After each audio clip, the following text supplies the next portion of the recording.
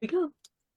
Oh, Welcome, everybody, to the Soul Story World Summit and to the InStory Show, our speaker forum. These are our live conversations, which are one of my favorite things to do as part of all this. I really do love interviewing people and pre-recorded interviews, but I also really love getting people to talk live. So today we have Amy Walker and Sarah Brown Haté. Did I say that right, Sarah? yeah, I say Ate. Ate. Ate. Ate. Yeah. So each of them, what I'm going to do is I'm going to have each of them introduce herself, and then we're going to start with kind of the concept that's part of this whole series, which is what does it mean to say yes to your soul? But before we dive in, Sarah, why don't you start? Tell us, where do you live? What do you do in the world? Just so we have a little context. Sure. So thank you, Devorah, for welcoming me here. So as you may pick up from the accent, I was born in England, but when I was 20, I moved to France because that was a childhood dream. So now I'm living in the south of France, not too far from Spain.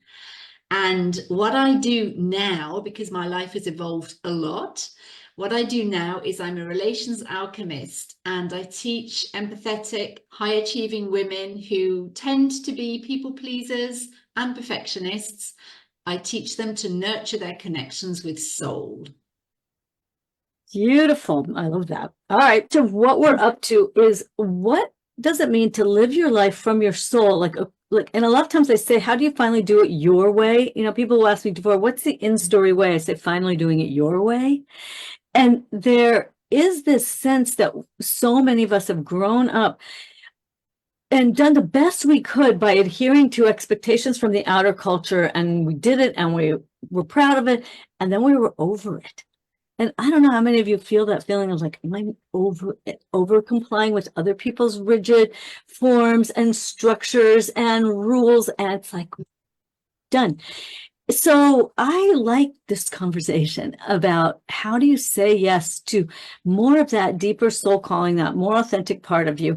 So, so why don't you start us off again and share a little bit of, a little piece of maybe a turning point moment for you that's really helped you to be able to do this work, this amazing work you love, even being able to move to France, right? So say, we have turning points way at the beginning, and then we have these later turning points again. So share a little bit of what saying yes to your soul has looked like for you.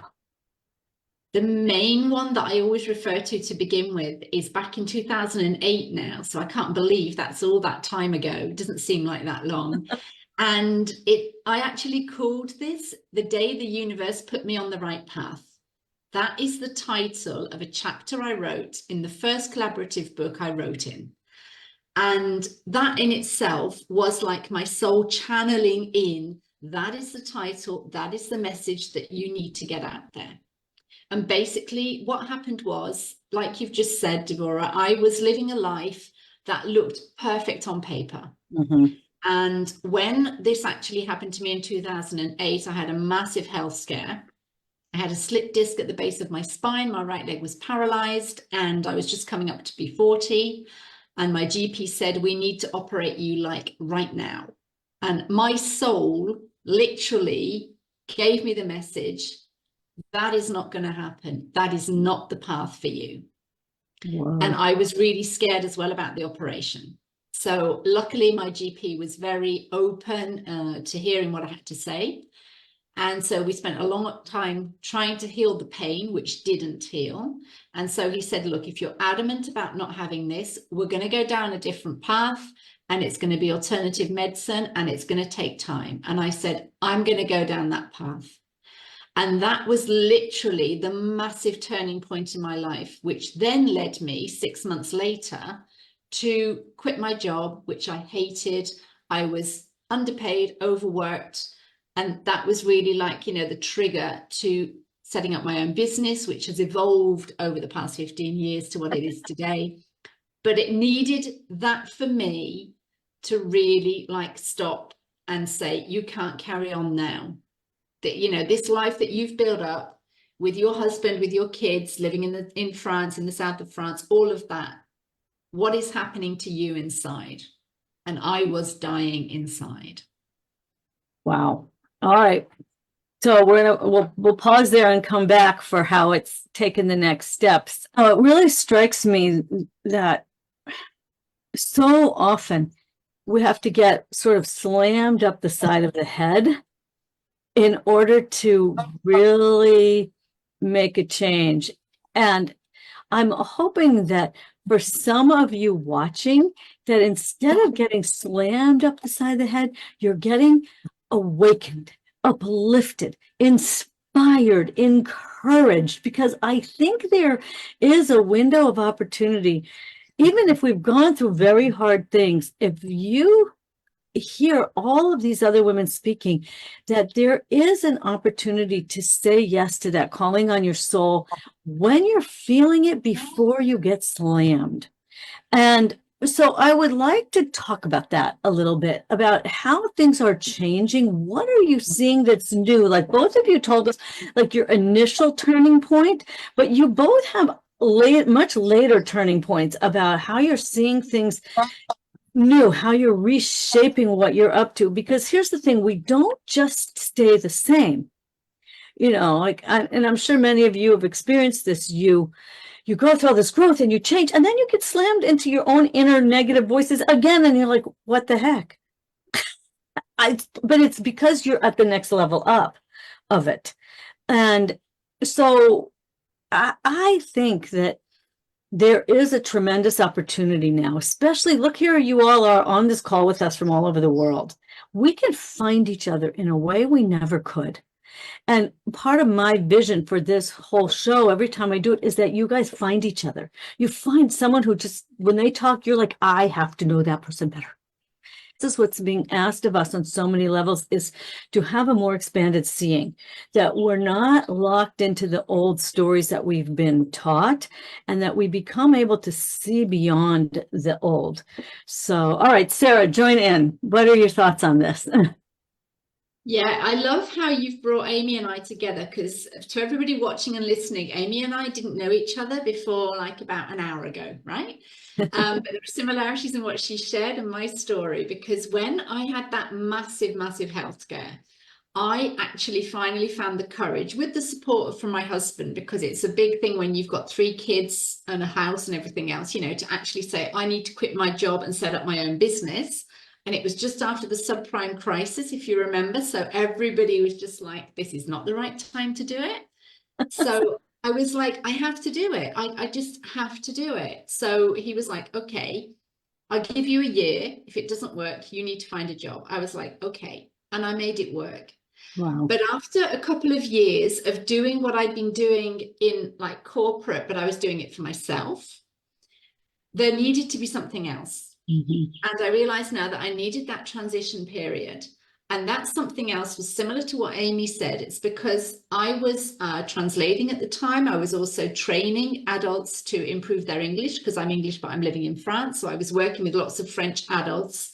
And most of the time, they would come to talk to me, not about the English, not about the pronunciation, not about the vocabulary, but they'd stay behind during the breaks or after the class to talk about their life and their problems and their relationships.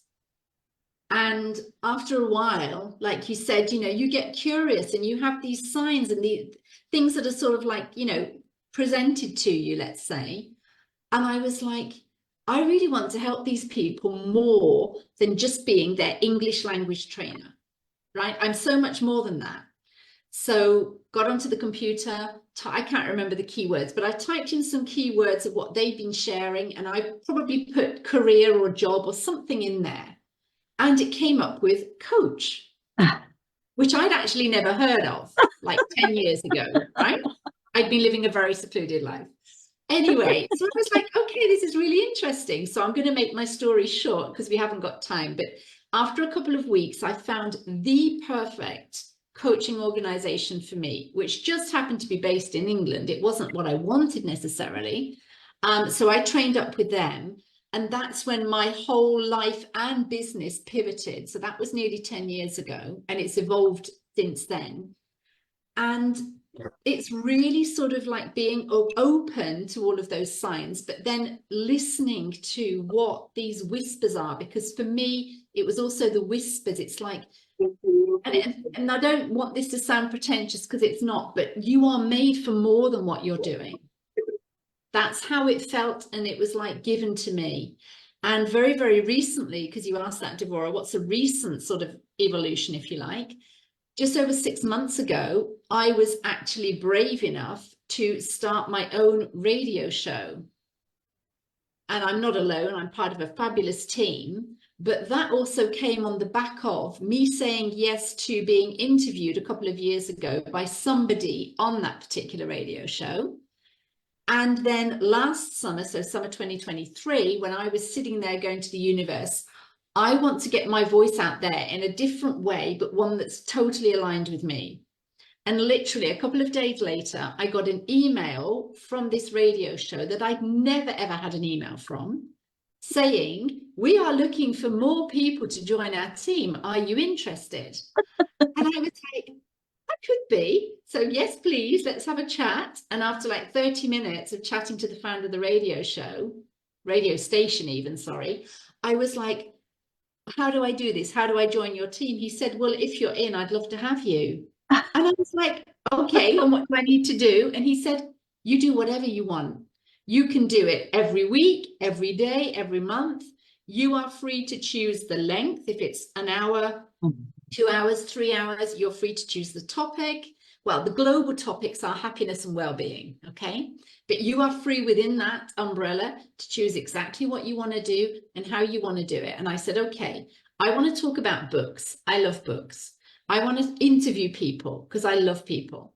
And I want to focus on women's well-being. And he was like, you can do all of that.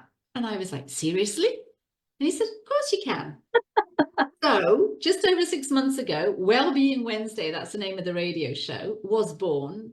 And I was lucky enough to have Devorah on the show a couple of weeks ago as well. So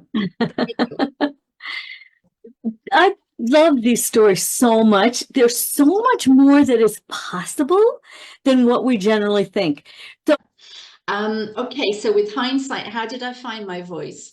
I think the first thing was to listen to my body. Because at the time I was honestly in excruciating pain. If any of you watching are mums and you've given birth, that was nothing compared to the pain I was in. So it was really, really important for me to listen to my body. And then once I started to do that and then started to actually get curious about the mind-body connection, I read some great books, most of them in French. So unless you're a French speaker, it would be difficult for me to share them with you. But anyway, that really helped me then to start connecting or reconnecting to who I am. And that's when I rediscovered my love for writing as well. So for the past easily 10 years now, I have been journaling practically every day. So that in itself has helped me to reconnect and to find my voice. Since then, I have also been doing videos. I set up a YouTube channel just before COVID. I must have sensed it was coming. So I have about 50 videos on my YouTube channel now. So that was really also, you know, listening to my soul, but also how can I serve other people and getting over my fear of being seen? Because when you've got a YouTube channel, one of my meditations has got over 30,000 people who've actually liked it.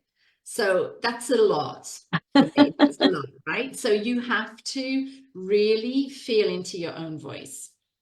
So that was like for that. And how do I do it now? I just literally keep asking myself. So I always have this connection now, this three-way connection, sorry, between mind, body, and soul every day. Some days are easier than others, but every day that's it. And so it's always like getting them to communicate together so that what needs to be said or written or communicated in another way is on that specific day and on this specific time. Beautiful.